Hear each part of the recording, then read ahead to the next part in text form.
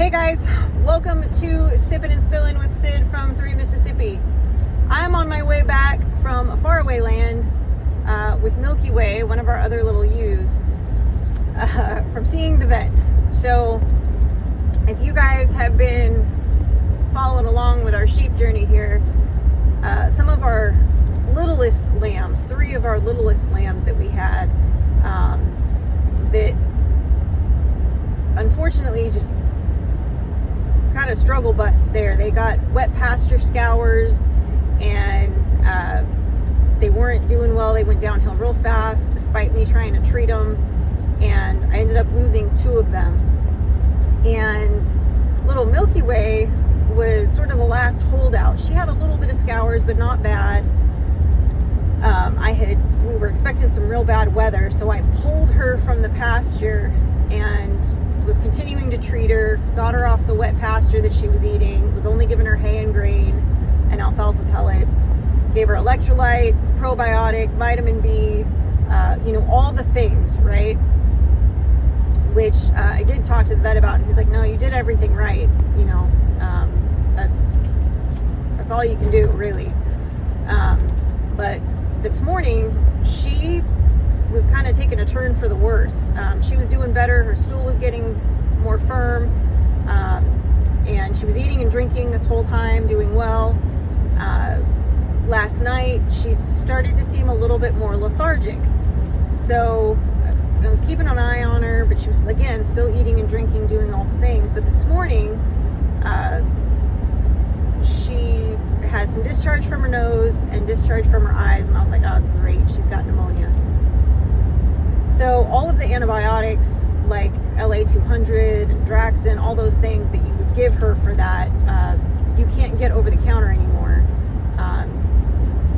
You have to get it through a vet, and which is not easy when you're dealing with livestock, even in a rural area where you would think there would be a lot of need for that. It's a little bit harder. So I called a bunch of feed stores to see if they had any in stock, because the deal was that they could still sell what they had on hand, but they couldn't order any more, basically. So if somebody still had some left on their shelves, maybe I could go snag a bottle. Couldn't find any, and I was calling vets in between too to try to see, can you call something in for me? Something.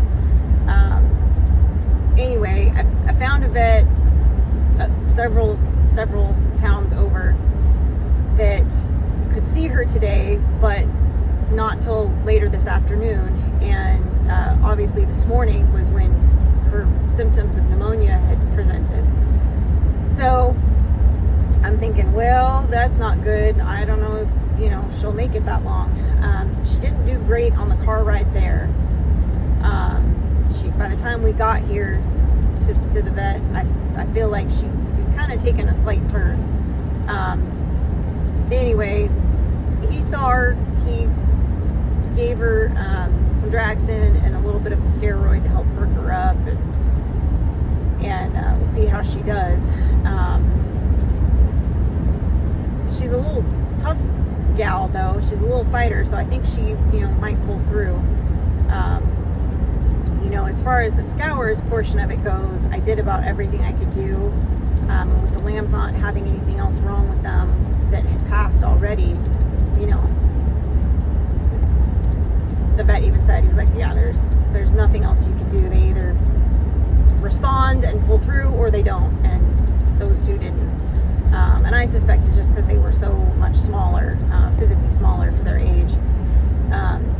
But anyway, so we've had her separated now for a few days, and she's in her little pen that we made in the shop, and so she'll go back to that when we get home, and just kind of keep doing the supportive care that I've been doing with, the probiotic and the electrolytes and the vitamin B and all of that, and hope that she's doing better moving forward. So we'll see. It's just a little bit of a waiting game, which is a bummer because, we're leaving to go to the meetup on Thursday. And so, Frankie's not coming with us. She's staying, and we've got another friend that's staying to help take care of the animals and stay at the house, and to keep an eye on Frankie, of course, while we're gone. And so I hate to have to put that on them as well, but it'll be fine. And Frankie will be there to, do the bulk of it. So it's not a big deal. But I'm hoping that she pulls through. If she doesn't start perking up by tomorrow morning, it's probably she won't, kind of thing. But it can also take a few days. The Draxxin stays in their system for quite some time. So it's not necessarily like, well, if she's not better by tomorrow, she's definitely not going to make it. It's just if she stops eating and drinking, that's really will be the big concern. So, a little bit of waiting game, a little bit of a bummer on the timing, but that's, part of having a farm and having animals that depend on you.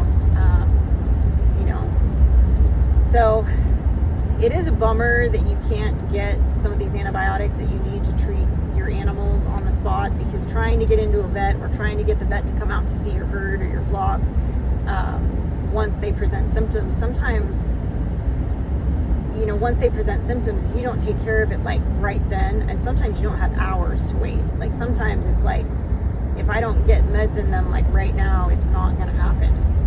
They're not going to be able to be saved. So it's a bummer. I get the reasoning for it, that why that is a law. Like, I understand that some people abuse the use of antibiotics, and that creates resistance and issues with that.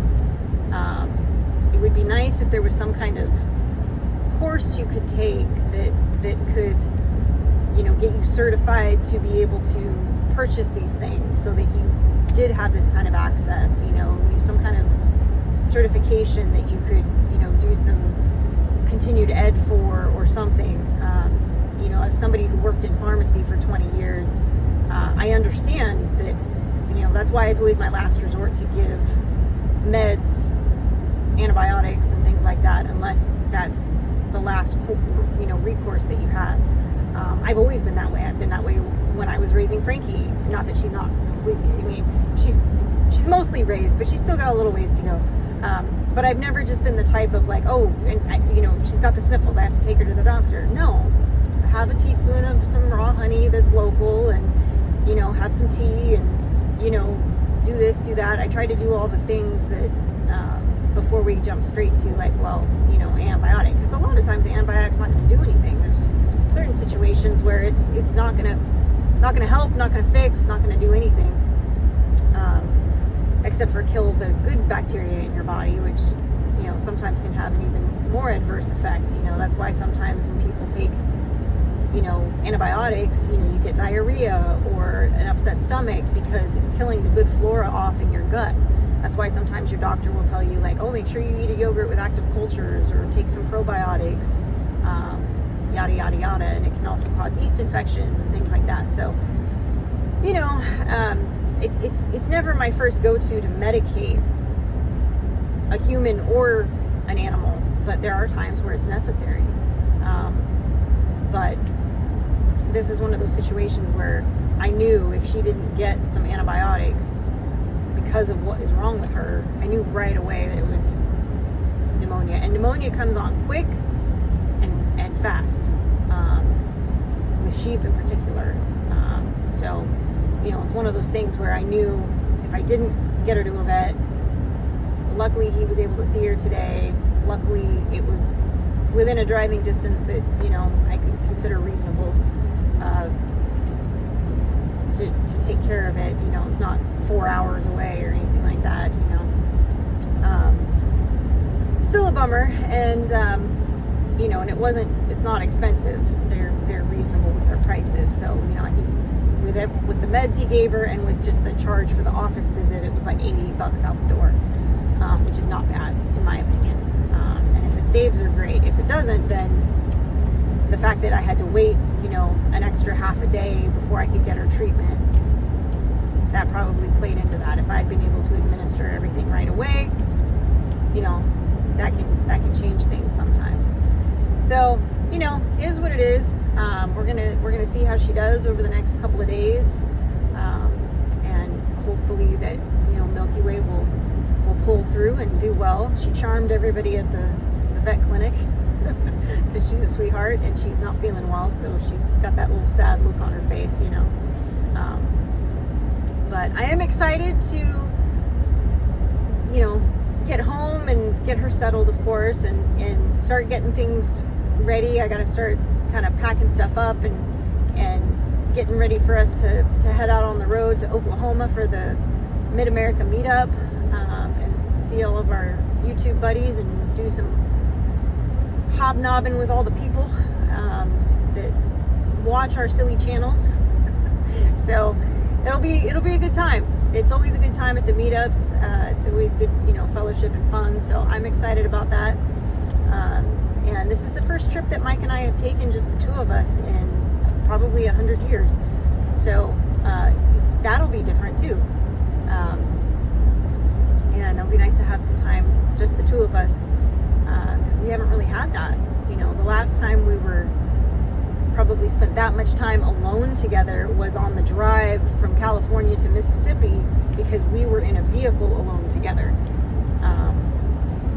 But I was concentrating on driving in an area that I had never driven before, and so not knowing what roads to take or whatever, so it wasn't really total free-form conversation the whole time, but we did have fun, so I think we'll have a good time on the trip out there and the trip back, and while we're there, and obviously we'll have a hotel room to ourselves, and so that'll be nice too, have some quiet time, just the two of us, in the evenings, with no animals and no kids and no plants to keep us from just spending some time together. So it'll be good. So anyway, keep a good thought for Milky Way. Hoping that she pulls through. She's in the back seat. I didn't put her in the truck bed because it's been threatening rain, and she fit in my kind of mid-sized carrier, so I stuck her in that so she could stay in the cab with me. And let me tell you, the cab of my truck smells great. It smells like a barnyard in here. But I digress. What I won't do for my animals, I tell you what. So anyway, guys, I appreciate you as always. Stay blessed, and remember, safety's off.